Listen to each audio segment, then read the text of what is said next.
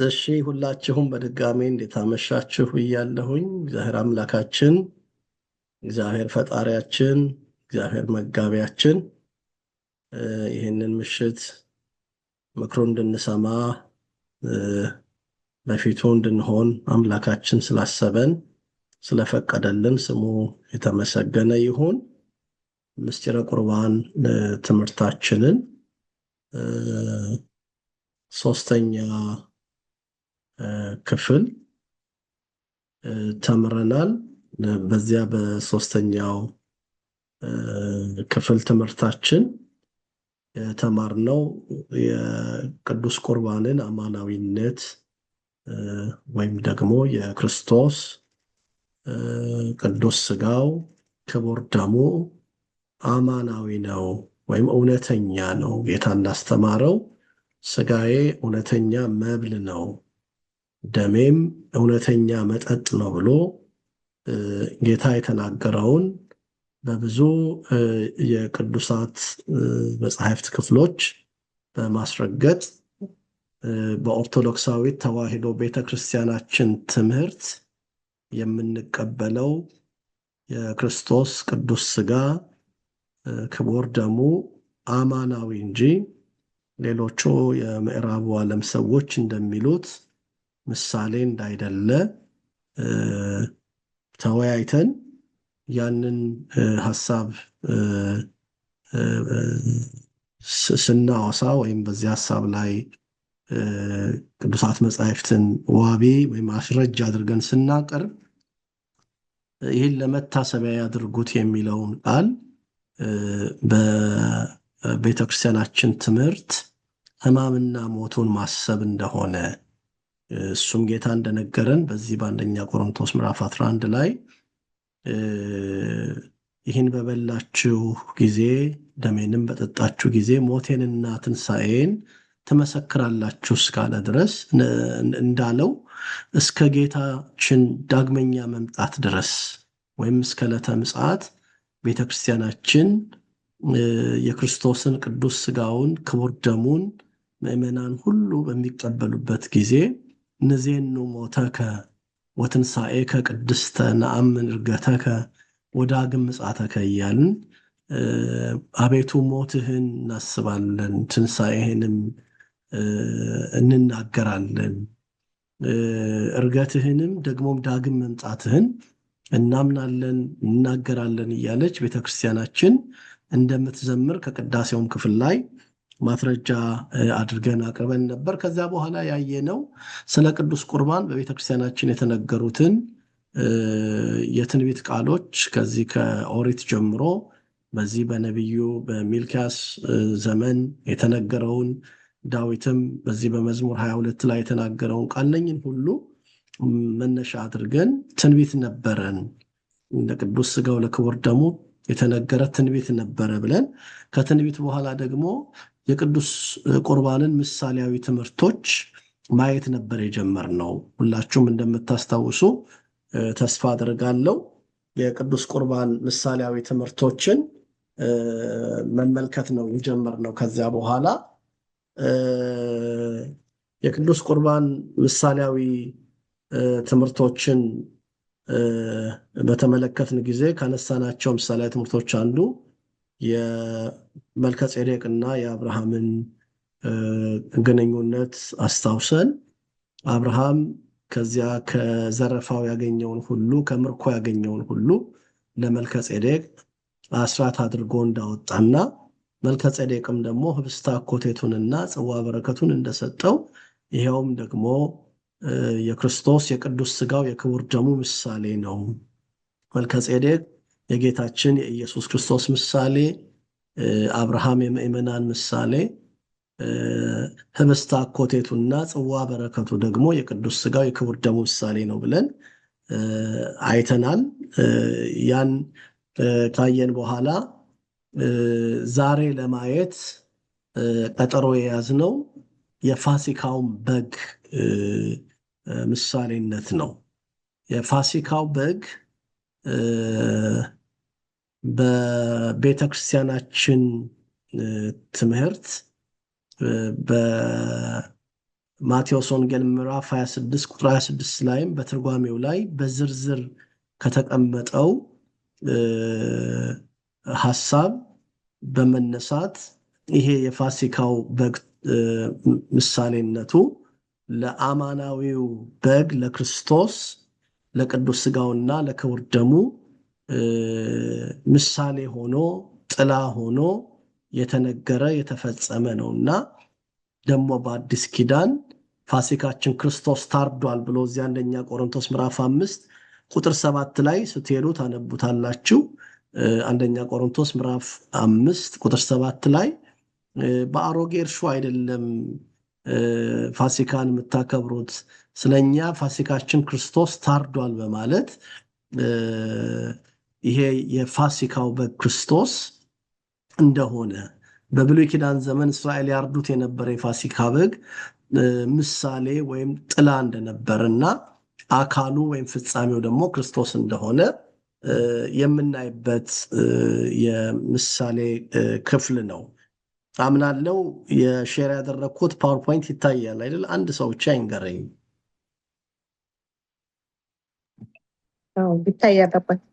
እሺ፣ እግዚአብሔር ይባርክሽ ፍሬዎት። ይሄ የፋሲካው በግ ታሪክ ወይም ደግሞ እስራኤል ያቀርቡት የነበረውን የፋሲካ በግ በተመለከተ በዚህ በኦሪት ዘጸአት ምዕራፍ 12 ከቁጥር 1 ጀምሮ ተጽፏል። ክፍሉን አነበዋለሁ። ክፍሉን ከማንበቤ በፊት ፋሲካ ማለት ፓስ ኦቨር ማለት ነው፣ ማለፍ መሻገር ማለት ነው። እስራኤል በግዕዙ ማይዶት ይባላል። ማይዶት ማለት ፋሲካ ማለት ነው።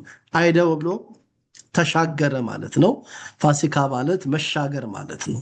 እስራኤል ከግብፅ ባርነት የተሻገሩበት ከሞት ያለፉበት በእስራኤል ላይ የተነሳው በግብፅ ላይ የተነሳው ሞተ በኩር እስራኤልን እንዳላገኛቸውና ከፋሲካው በግ የተነሳ ማለፍ እንደሆነላቸው ያ ቀሳፊው መልአክ ወደ እስራኤል ወንዶች ልጆች ወይም ወደ እስራኤል በኩር እንዳልገባ የሚያጠይቅ ክፍል በመሆኑ ፋሲካ ማለት ማለፍ መሻገር ማለት ነው። በግዕዙ ማይዶት ይባላል።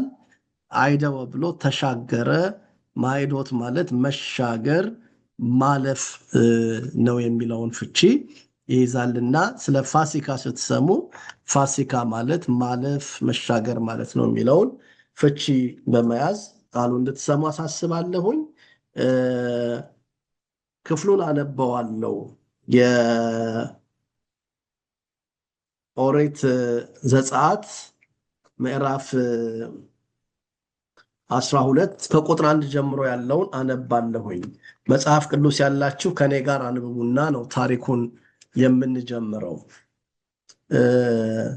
ኦሪት ዘጸአት ምዕራፍ 12 ቁጥር 1 ጀምሮ እንዲህ ይላል። እግዚአብሔርም በግብፅ ሀገር ሙሴንና አሮንን እንዲህ ብሎ ተናገራቸው። ይህ ወር የወሮች መጀመሪያ ይሁናችሁ፣ የዓመቱም የመጀመሪያ ወር ይሁናችሁ። ለእስራኤል ልጆች ሁሉ ተናገሩ በሏቸውም፣ በዚህ ወር በ10ኛው ቀን ሰው ሁሉ ለአባቱ ቤት አንድ ጠቦት፣ ለአንድም ቤተሰብ አንድ ጠቦት ይውሰድ። የቤተሰቦቹ ቁጥርም ለጠቦቱ የማይበቃ ቢሆን እርሱና ለቤቱ የቀረበው ጎረቤቱ እንደ ነፍሳቸው ቁጥር አንድ ጠቦት ይውሰድ። እያንዳንዱም እንዲበላው መጠን ወይም እንደሚበላው መጠን ከጠቦቱ ይካፈሉ። የእናንተ ጠቦት ነውር የሌለበት የ1 ዓመት ተባይት ይሁን። ከበጎች ወይም ከፍየሎች ውሰድ። በዚህ ወር እስከ 14ኛው ቀን ድረስ ጠብቁት። የእስራኤል ማህበር ጉባኤው ሲመሽ ይረዱት። ከደሙ ወስደው በሚበሉት ቤት 2ቱን መቃንና ጉበን ይቀቡት። በእሳት የተጠበሰውን ስጋውንና ቂጣውን እንጀራ በዚያ ሌሊት ይብሉ፣ ከመራራ ቅጠል ጋር ይበሉታል። ጥሬውን በውሃ የበሰለውን አትብሉት፣ ነገር ግን ከራሱ ከጭኑ ከሆድ ዕቃው ጋር በእሳት የተጠበሰውን ብሉት። ከእርሱም እስከ ጠዋት አንዳች አታስቀሩ፣ እስከ ጠዋትም የቀረውን በእሳት አቃጥሉት። ወገቦቻችሁን ታጥቃችሁ ጫማችሁን በእግራችሁ በትራችሁንም በእጃችሁ አድርጋችሁ እንዲህ ብሉት፣ ፈጥናችሁም ትበሉታላችሁ። እርሱ የእግዚአብሔር ፋሲካ ነው። እኔም በዚያች ሌሊት በግብፅ አገር አልፋለሁ። በግብፅ አገርም ከሰው እስከ እንስሳ ድረስ በኩሩን ሁሉ ገድላለሁ። በግብፅም አማልክት ሁሉ ላይ ፈርድባቸዋለሁ። እኔም እግዚአብሔር ነኝ። ደሙ ባላችሁበት ቤቶች ምልክት ይሆንላችኋል። ደሙንም ባየሁ ጊዜ ከእናንተ አልፋለሁ። እኔም የግብፅን ሀገር በመታው ጊዜ መቅሰፍቱ ለጥፋት አይመጣባችሁም ይላል። ስለ ቃሉ የቅዱሳን አምላክ የልዑል እግዚአብሔር ስም የተመሰገነ ይሁን። ሁላችሁም እንደምታውቁት እስራኤል ወደ ግብፅ በረሃብ ምክንያት እንደወረዱ በዚያም ከ430 ዘመን በላይ በባርነት እንደኖሩ ጠላቶቻቸው ግብፃውያን ባሮች እንዳደረጓቸው በጣም አስጨናቂ ባርነት ይሄንን የእስራኤልን ታሪክ የሚያወራውን የኦሪት ዘጸአት የመጽሐፍ ክፍል ብታነቡ እስራኤል እንዴት ባለ መከራ ውስጥ ይኖሩ እንደነበረ ታሪኩ ይናገራል። ወንዶች ልጆቻቸውን እየገደሉ ሴቶቻቸውን በአስጨናቂ የጉልበት ሥራ እያደከሙ በግፍ ይገዟቸው በነበረ ጊዜ እግዚአብሔር የወገኖቹን የእስራኤልን እንባ የእስራኤልን መከራ ተመልክቶ ከግብፅ ሀገር ባርነት ሊያወጣቸው ካደረጋቸው ተአምራት መካከል ወይም በግብፅ ሀገር ላይ እግዚአብሔር ካመጣቸው መቅሰፍቶች መካከል አንዱ ሞተ በኩር የሚባለው መቅሰፍት ነው። የግብፅ ወንዶች ልጆች ሁሉ በቀሳፊው መልአክ አማካይነት ወይም በሞተ በኩር ግብፅን ለመጨረሻ ጊዜ እልሃቸውን እንዲተዉ እግዚአብሔር የቀጣበት አንዱ መቅሰፍት ይሄ ሞተ በኩር የምንለው የፋሲካውን በግ ባረዱ ጊዜ እስራኤል የሆነው ታሪክ ነው። ክፍሉም በደንብ ሰምታችሁታል። እስራኤል ይህ ወር የወሮች ሁሉ የመጀመሪያው ወር የዓመቱም የመጀመሪያው ወር ይሁናችሁ ብሎ እግዚአብሔር ለእስራኤል በሙሴ አማካይነት እንደነገራቸው አዲስ ዓመት በፊታቸው እንደሚመጣ እስራኤል ከዚያ የብዙ ዓመታት ባርነት ነፃ እንደሚወጡ ለሙሴ ከነገረው በኋላ ቅድም እንዳልኳችሁ የተለያዩ መቅሰፍቶች በእስራኤል ላይ እግዚአብሔር ታላላቅ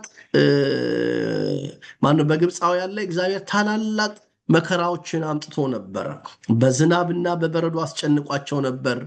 በአንበጣና በኩብኩባ በሌሎችም መርዛማ እባቦች በሌሎችም መንገድ እስራኤልን እንዲለቁ እስራኤልን አርነት እንዲያወጡ ግብፃውያንን እግዚአብሔር አስጨንቆ ነበረ እና እግዚአብሔር ይሄንን ቢያደርግም ፈርዖን ልቡን እልህኛ ስላደረገ በዚህ አጋጣሚ ፈርዖን የሚለው ስም የዳይናስቲ ወይም የስርወ መንግስት መጠሪያ ነው።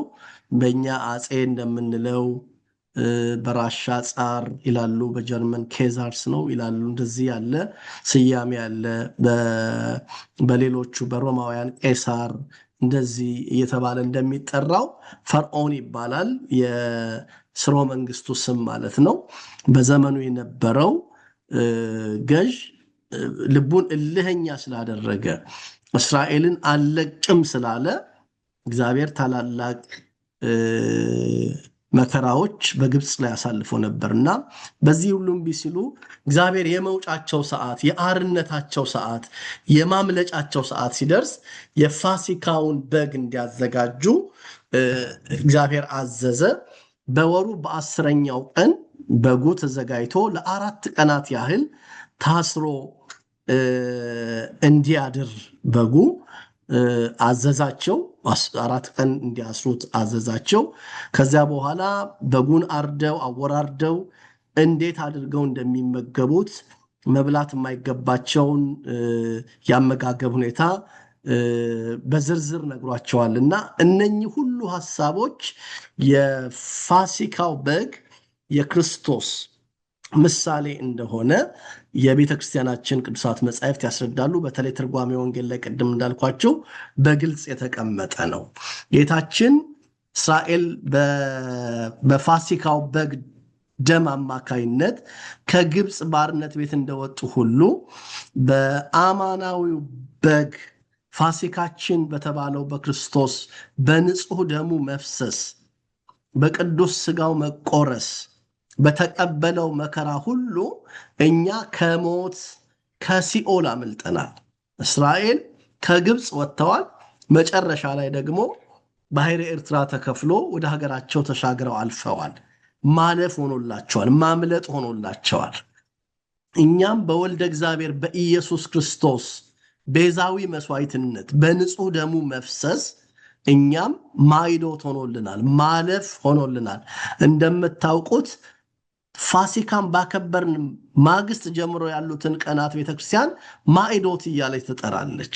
የነፍሳት ሁሉ ከሲኦል መውጣት የሚታሰብበት እግዚአብሔር ነፍሳትን እንዴት ባለ ታላቅ ስልጣኑ ከሲኦልና ከሞት እንዳወጣ ሲኦል እንዴት እንደተመዘበረች ቤተክርስቲያን የምታስተምርበት ሳምንት ማዕዶት እየተባለ የሚጠራው ነው። እና አንዳንድ ነጥቦችን አነሳለሁ መልእክቴ እንዳይሰፋብኝ። በዚህ በዮሐንስ ወንጌል ምዕራፍ 1 ቁጥር 29 ላይ የምታዩት ዮሐንስ መጥምቅ ጌታችን ወደ መጠመቂያው ስፍራ ወደ ዮርዳኖስ ከአገልጋዩ ከእርሱ እጅ ሊጠመቅ ሲመጣ ባየው ጊዜ ነዋ በግዑ ለእግዚአብሔር ዘአትት ኃጢአተ ዓለም፣ የዓለምን ኃጢአት የሚያስወግድ እነሆ የእግዚአብሔር በግ ብሎ ክርስቶስን ጠርቶታልና በጉ ተብሎ የተጠራው ክርስቶስ እሱ የፋሲካው በግ ፍጻሜው ነው። ጥላው ምሳሌው በኦሪቱ የታረደውና በቤታቸው መቃንና ጉበን ላይ የቀቡት በግ ነው ምሳሌው። ፍጻሜው ግን የወልደ እግዚአብሔር የአማናዊው በግ የኢየሱስ ክርስቶስ ነውና ይሄንን ጥቅል ሐሳብ ከወሰዳችሁ እያንዳንዱን ነገር በቅደም ተከተል እንመለከታለን። መጽሐፍ ቅዱሳችሁን ስታወጡ ይሄንን ትመለከታላችሁ። አንደኛው በጉ ከ10 ጀምሮ ለ4 ቀናት አስረው እንደሚያቆዩት እና በ14ተኛው ቀን ፋሲካን እንደሚያደርጉ ወይም ደግሞ እንደሚያርዱት የፋሲካውን በግ ይናገራል። ይሄም የሚያሳየው መድኃኒታችን ኢየሱስ ክርስቶስ በቅናት አይሁድ እንደታሰረ፣ አይሁድ በቅናታቸው አስረው ሌሊቱን ሙሉ ሐሙስ ምሽት ጀምሮ ታውቃላችሁ ጌታችን የፋሲካውን ራት ካደረገበት የፋሲካውን ራት ካደረገበት ከምሴተ ሐሙስ ጀምሮ ታስሮ ነው ያደረው። በእስር በጨለማ ቤት አሳድረውት ነው በኋላ ወደነ ጲላጦስ አደባባይ ማለዳ ይዘውት ለፍርድ ያወጡትና ያ የፋሲካው በግ መታረዱ የወልደ እግዚአብሔር የኢየሱስ ክርስቶስ ለኛ ሲል መታሰሩን ለኛ ሲል መከራ መቀበሉን የሚያሳይ ነው። በቤተ ክርስቲያናችን የኢየሱስ ክርስቶስን መከራ ስንዘረዝር ከምናነሳቸው አንዱ ታስሮ ድሪትም ወደኋላ መታሰር፣ ወደኋላ ታስሮ ጌታችን ከግንድ ጋር አጣብቀው አስረውት ማለዳ መከራ እያጸኑበት ወደ ጲላጦስ አደባባይ አውጥተውታል። ይሄ የፋሲካው በግ መታረድ የወልደ እግዚአብሔር ምሳሌ እንደሆነ እንድታውቁ ነው። ሌላው የፋሲካው በግ ምን እንደሚመስል ሲናገር እዚሁ ክፍል ላይ በኦሪት ዘጸአት አሁን ባነበብነው ክፍል ላይ እንዲህ የሚል ቃል እናነባለን። ቁጥር 5 ላይ የእናንተ ጠቦት ነውር የሌለበት የ1 ዓመት ተባት ይሁን ይላል። ከበጎች ወይም ከፍየሎች እያለ ይዘረዝራል። ነውር የሌለበት የ1 ዓመት ይላል። ንጹሕ መስዋዕት መሆን ስለሚገባው ቀንዱ ያልከረከረ፣ ጥፍሩ ያልዘረዘረ፣ ጠጉሩ ያላረረ። አሁንም ደግሞ አለው ቀንዱ ያልከረከረ፣ ጥፍሩ ያልዘረዘረ፣ ጠጉሩ ያላረረ የ1 ዓመት ጠቦት ይሁን ይላል። ይሄም የጌታችን የአምላካችን የመድኃኒታችን የኢየሱስ ክርስቶስን ንጹሐ ባህሪ መሆኑን በአንደበቱ ሐሰት ያልተገኘበት፣ ሲሰድቡት መልሶ ያልተሳደበ፣ ምራቅ ሲተፉበት ያልዛተ፣ ከኃጢአት በቀር እንደኛ ሰው የሆነ መሆኑን የሚያሳይ ነው። ጌታችንም ራሱ ሲያስተምር ታስታውሳላችሁ።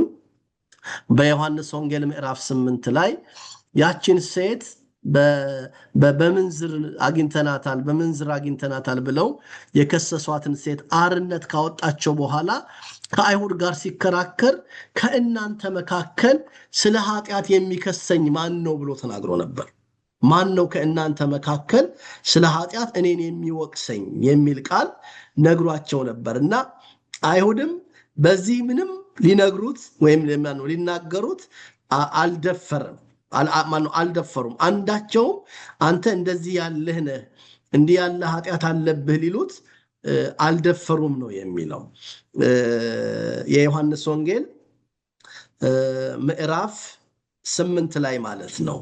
እና ትልቁ ነጥብ እዚህ ጋር በጉ ነውር የሌለበት ይሁን፣ ቀንዱ ያልከረከረ፣ ጥፍሩ ያልዘረዘረ፣ ጠጉሩ ያላረረ ይሁን የሚለው የኢየሱስ ክርስቶስን ንጹሐ ባህሪ መሆኑን በተለይ በትንቢተ ኢሳይያስ ምዕራፍ 53 ላይ በአፉ ተንኮል የለበትም ያለው፣ በአፉ ተንኮል የለበትም፣ ሲሰድቡትም መልሶ አልተሳደበም ብሎ ነቢዩ ኢሳይያስ በትንቢተ ኢሳይያስ ምዕራፍ 53 ላይ ስለ እርሱ የመሰከረለትን የሚያስታውስ ቃል ነው። ይሄንን ክፍል ባነበው ደስ ይለኛል። ትንቢተ ኢሳይያስ ምዕራፍ 5 ቁጥር 8 ላይ ቁጥር 7 ላይ እንዲህ ይላል፣ ተጨነቀ ተሰቃየም፣ አፉንም አልከፈተም፣ ለመታረድ እንደሚነዳ ጠቦት፣ በሸላቾቹ ፊትም ዝም እንዲል በግ አፉን አልከፈተም ይላል። ተመልከቱ፣ ይሄ አፉን አልከፈተም ተብሎ የተነገረለት የፋሲካው በግ ንጹሕ እንደሆነ ሁሉ ወልደ እግዚአብሔር አምላካችን ንጹሐ ባህሪ መሆኑን የሚያጠይቅ ነው። ከዛ ቀጥሎ የሚያነሳው ነጥብ እናንተ በፓወርፖይንቱ ላይ ያለውን ማስታወሻ ማየት ትችላላችሁ። እኔ መጽሐፍ ቅዱሱንም እያነበብኩ ወደፊት ሄዳለሁ። ቀጥሎ ምንድን ነው የሚነግራቸው? በጉን በምሽት ማለትም በ14ኛው ቀን ምሽት በጉን የእስራኤል ጉባኤ ሁሉ በተሰበሰቡ ጊዜ እንዲያርዱት ነው የሚናገረው። በጉን ካረዱት በኋላ የበጉን ደም በቤታቸው መቃንና ጉበል ላይ መቀባት እንዳለባቸው፣ ያንን የቀቡ እንደሆነ ያ ቀሳፊው መልአክ እንደማያገኛቸው ለእስራኤል ነግሯቸዋል። እና ይሄ የበጉ ደም በቤታቸው መቃንና ጉበል ላይ መቀባቱ አንድ ሰው ወልደ እግዚአብሔር ኢየሱስ ክርስቶስ ስለ እርሱ የቆረሰውን ሥጋ፣ ስለ እርሱ ያፈሰሰውን ደም የተቀበለ እንደሆነ ሞት አያገኘውም፣ ሰይጣን በእርሱ ላይ ኃይል ስልጣን የለውም፣ የዘላለም ሕይወትን ያገኛል፣ ከሞት ወደ ሕይወት ይሻገራል ማለት ነው። እና ይሄ የበጉ ደም በቤታቸው መቃን ተቀብቷል፣ በጉበን ላይ ተቀብቷል። ማለትም ይሄ መቃን የምንለውን ታውቃላችሁ። ጉበኑ ይሄ መድረኩን ማለት ነው፣ የቤቱን መድረክ ጠብተውታል ከደሙ ማለት ነው። በዚህ ምክንያት የእስራኤልን ወንዶች ልጆች መልአከ ሞቱ በመጣ ጊዜ የሚቀስፈው መልአክ በመጣ ጊዜ የእስራኤል ወንዶች ልጆችን እያለፈ የግብጾችን ወይም የግብፅ ወንዶች ልጆችን በኩሮችን ሁሉ ይመታ ወይም ይገድል ነበረ ይላል እና የክርስቶስን ቅዱስ ሥጋውን ክቡር ደሙን የተቀበልን እንደሆነ አሳፊ መልአክ እንደማያገኘን፣ ሞት እንደማያገኘን፣ ጠላት ድል እንደማይነሳን የሚያረጋግጥ ነውና ይሄን ካለ በኋላ የሚነግራቸው ምንድን ነው? ከደሙ ወስደው በሚበሉት ቤት ሁሉ መቃንና ጉበን ይቀቡት ካለ በኋላ በእሳት የተጠበሰውን ስጋውንና ቂጣውን እንጀራውን በዚያ ሌሊት ከመራራ ቅጠል ጋር ይደባልቀው ይበሉታል ይላቸዋል። የሚበሉት ምንድን ነው ሲባል ከበጉ በእሳት የተጠበሰውን ከመራራ ቅጠል ጋር ደባልቀው ይበሉታል ነው የሚለው። በጣም ልብ አድርጉ። ይሄ ክፍል ቅድም እንዳልኳችሁ ሙሉ በሙሉ በኦርቶዶክሳውያን ሊቃውንት ትርጓሜ የቅዱስ ቁርባን ምስጢርን የሚያትት የሚያብራራና በምሳሌነት ነገን የሚያሳይ ሆኖ የተጻፈ ወይም የተፈጸመ በእስራኤል በኩል እግዚአብሔር ያደረገውን ለነገ የሚሆነውን ምሳሌ ነው የሚያስረዳውና አንደኛ ከመራራ ቅጠል ጋር ደባልቀው ይበሉታል ይላል። የሚበሉት የተጠበሰውን ነው ይላል። በኋላ መጣበታለሁኝ። ከመራራ ቅጠል ጋር ደባልቀው መብላታቸው ከቤታቸው ተርታ ማዕድ ጋር እስራኤል በየጊዜው ማዕድ ሊመገቡ ይችላሉ። ማናችንም እንደምንበላው እንደምንጠጣው በቤታችን የምንመገበው ማዕድ አለን እና ከቤታቸው ተርታ ማዕድ እንዲለዩት በመራራ ቅጠል ደባልቀው ይበሉታል ይላል።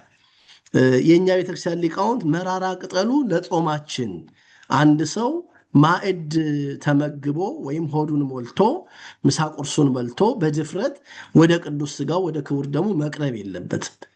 በቤተክርስቲያናችን ቅዱስ ሥጋውን ክቡር ደሙን ለመቀበል ከሚከለክሉ ነገሮች አንዱ የማይጾም ሰው አይቀበል ነው።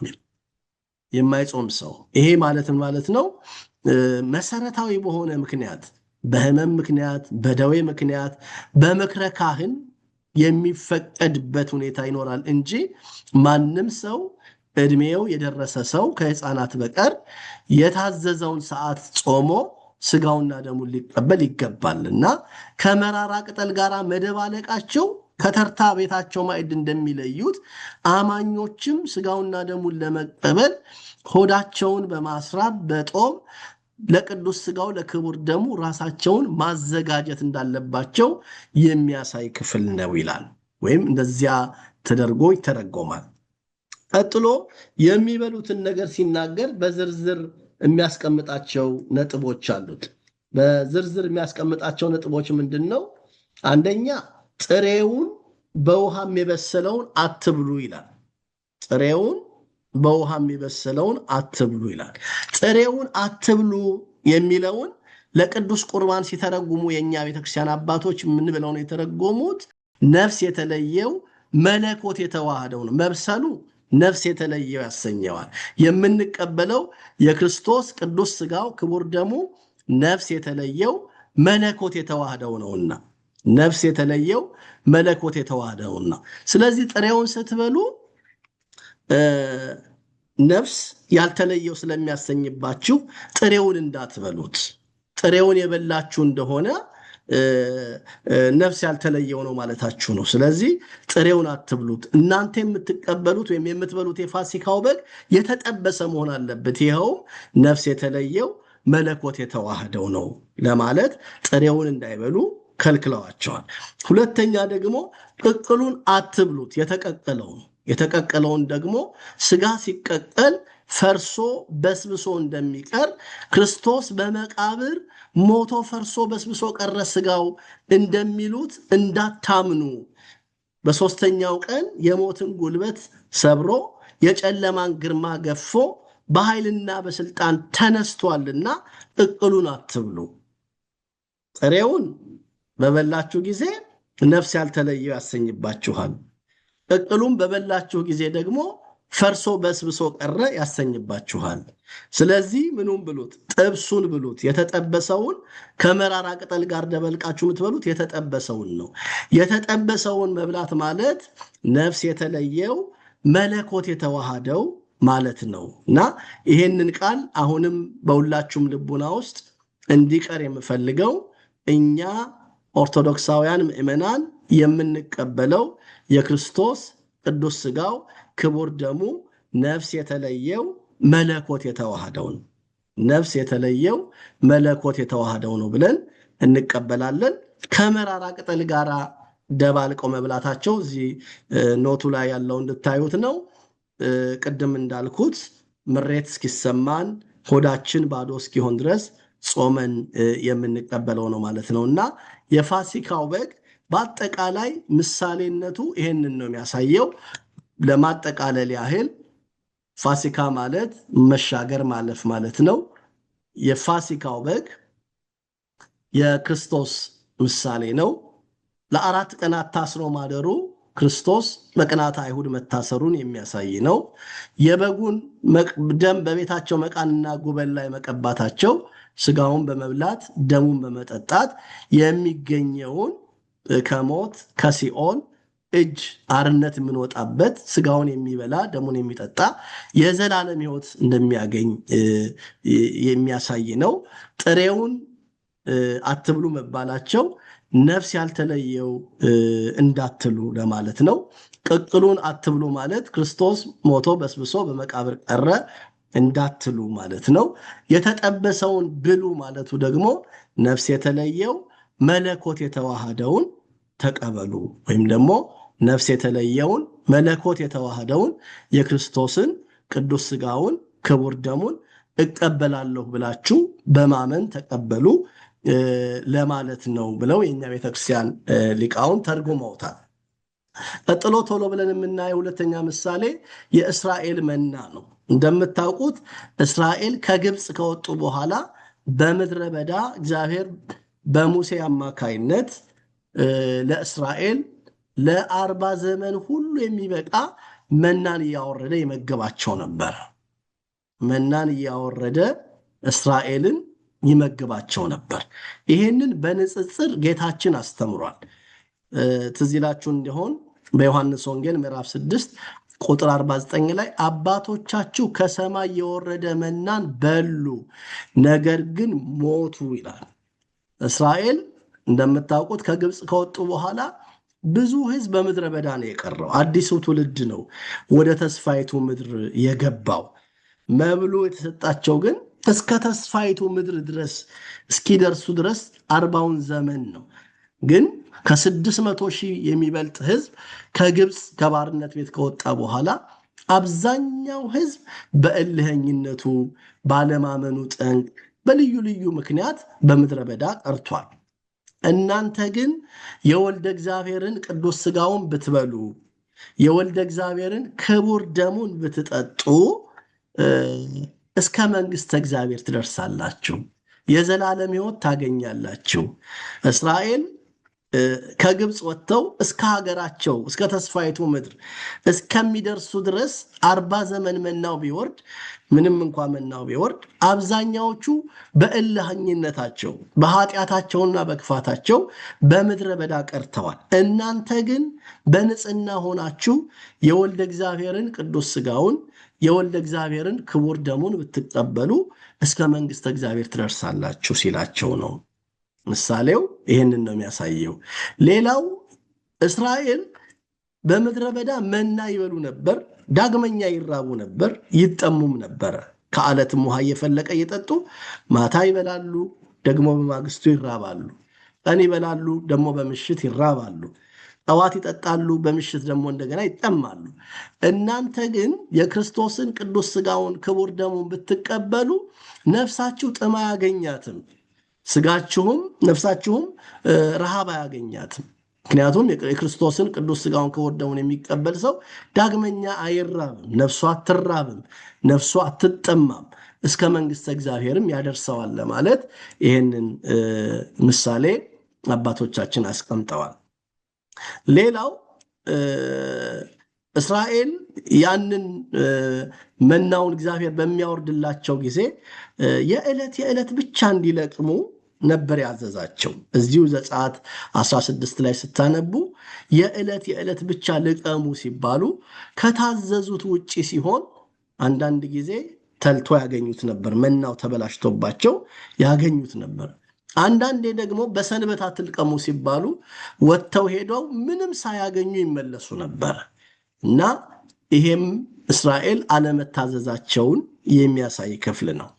ሌላው በዚህ በኦሪት ዘኍልቍ ምዕራፍ 11 ቁጥር 4 ላይ እስራኤል ያን ያህል እግዚአብሔር ወዷቸው ከሰማይ መና እያወረደ ከዓለት ውሃ እያፈለቀ ቢመግባቸውም እሱ ያደረገላቸውን ታላቅ ቸርነት ረስተው ለተራ ማዕድ የግብፅን ሽንኩርት፣ የግብፅን እንጀራ፣ የግብፅን መብል ይናፍቁ እንደነበረ በዚህ በኦሪት ዘኍልቍ ምዕራፍ 11 ቁጥር 4 ላይ ተጽፎ እናገኛለን።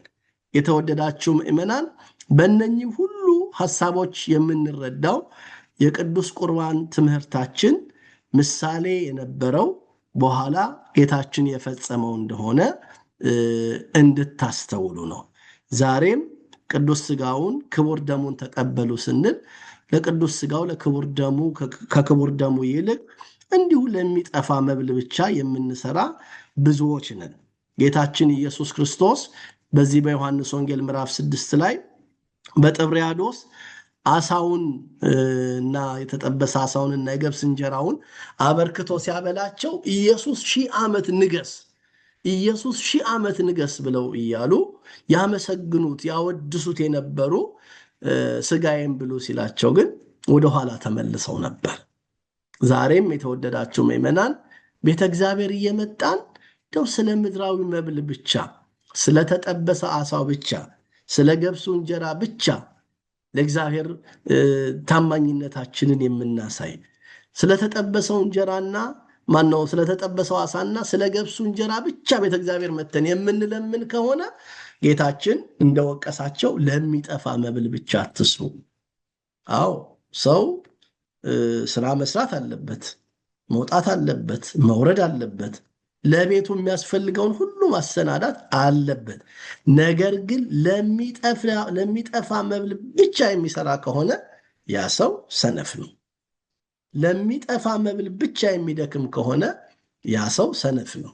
ይኸውም እዚህ ውስጥ ያላችሁ በተለይ ከሥጋው ደግሞ የራቃችሁ ሰዎች ለሚጠፋ መብል ብቻ እንደው የዕለት ጉርስ የዓመት ልብስ ብቻ የሚያሳስባችሁ ከሆነ ሞኞች ናቸው። የመጨረሻ ማጠቃለያ ቃሌም ስለሆነ ነው ለዛሬ ጌታችን መድኃኒታችን ኢየሱስ ክርስቶስ በማቴዎስ ወንጌል ምዕራፍ 6 ላይ ሲያስተምር አስቀድማችሁ መንግስትና ጽድቁን እሹ ሌላው ይጨመርላችኋል እያለ ሲያስተምር የሰማይ አዕዋፍን ምሳሌ አድርጓል። የምድር አበቦችንም ምሳሌ አድርጓል። የሰማይ አዕዋፍ አይዘሩም አያጭዱም ብሏቸው የምድር አበቦች ደግሞ አይፈትሉም እያለ ይናገራል። እና እነኚህን ሁለቱን አነጻጽሮ ግን እግዚአብሔር ቸር ስለሆነ የሰማይ አዕዋፍን የሚመግባቸዋል፣ የምድር አበቦችንም ያስጌጣቸዋል እያለ ይናገርና እናንተ ለነገ አትበሉ ይትበሉ ለጌሰም ጌሰምሰት የሊለርሳ ለነገ ብላችሁ አትጨነቁ፣ አስቀድማችሁ መንግስትና ጽድቁን እሹ ሌላው ይጨመርላችኋል። ስለዚህ የተወደዳችሁ ምእመናን ነገን አትጨነቁ፣ አስቀድማችሁ መንግስትና ጽድቁን እሹ እንደተባለ መንግስቱን ያሻን እንደሆነ ጽድቁን ያሻን እንደሆነ እስራኤልን በምድረ በዳ ያልተዋቸው ከዚያ ከነጭ ሰማይ ደመና ካነጣው ሰማይ መና ያወረደ በሲና በቃዴስ በእነኛ ምድረ በዳዎች ከደረቅ አለት ላይ አፍልቆ ውሃ ያጠጣ አምላካችን እግዚአብሔር ለእኛም በምድራዊ ኑሯችን በረከት አያሳጣንም። በምድራዊ ኑሯችንም የሚያስፈልገንን አያሳጣንም። ይልቁንም አስቀድመን መንግስትና ጽድቁን እንሻ፣ መንግስትና ጽድቁን እንፈልግ። አሁን የምንሯሯጥበት የምንወጣበት የምንወርድበት የምንደክምበት ይሄ ሁሉ ነገር አንደኛ ምድራዊ ነው፣ ሁለተኛ የሚያልፍ የሚጠፋ ነው፣ የዕለት ነው። ወደ እግዚአብሔር መንግስት የሚያደርሰው ነገር ግን ቅዱስ ሥጋው ክቡር ደሙ ነውና ለቅዱስ ሥጋው ለክቡር ደሙ ራሳችንን በማዘጋጀት የክርስቶስን ቅዱስ ሥጋውን ክቡር ደሙን በመቀበል ዘላለማዊ መንግስቱን እንድንወርስ አምላካችን እግዚአብሔር ሁላችንን ይርዳን። የዛሬ ትምህርታችን እዚህ ላይ ያበቃል። ሶስተኛ ምሳሌ በሚቀጥለው ሳምንት አይተን ወደ ሌላ ነጥቦች እንሄዳለን። ሰዓቱን ለመቆጠብ ያክል ነው። ዛሬ ካየናቸው በተለይ በማስተዋል እንድትወስዱ የምፈልገው ቅዱስ ሥጋውን ክቡር ደሙን ስንቀበል ነፍስ የተለየው መለኮት የተዋሃደው የአማኑኤል ሥጋ ነው ብለን በማመን እንድንቀበል፣ ነፍስ የተለየው መለኮት የተዋሃደው የአማኑኤል ሥጋ ነው ብለን በእምነት ሆነን ሥጋውን በመብላት ደሙን በመጠጣት የሚገኘውን የዘላለም ሕይወት እንድንወርስ አምላካችን እግዚአብሔር ሁላችንን ይርዳን። ያስተማረን የመከረን አምላክ ስሙ ይክበር ይመስገን። እግዚአብሔር ይባርካችሁ። አነሳስቶ ላስጀመረን አስጀምሮ ላስፈጸመን ለክብር ባለቤት ለአምላካችን ለልዑል እግዚአብሔር ክብርና ምስጋና ይሁን። የእመቤታችን የቅድስት ድንግል ማርያም ቃል ኪዳንና አማላጅነት የቅዱሳን ጸሎት ሁላችንን ይርዳን። ምእመናን ይሄ ሁሉ ድካም ይሄ ሁሉ አገልግሎት ራሳችንን ለቅዱስ ሥጋው ለክቡር ደሙ እንድናዘጋጅ ራሳችንን ወደ ንስሐ እንድንመራ መንፈሳዊ ሕይወታችንን የተቃና እንድናደርግ ነውና ጊዜ ሰጥታችሁ ከተማራችሁ ላይ ቀር ራሳችሁን በዚህ መልኩ እንድትቀርጹ እንድታዘጋጁ አደራ ላለሁኝ። እግዚአብሔር ይባርካችሁ። ደህና አደሩ ሁላችሁ።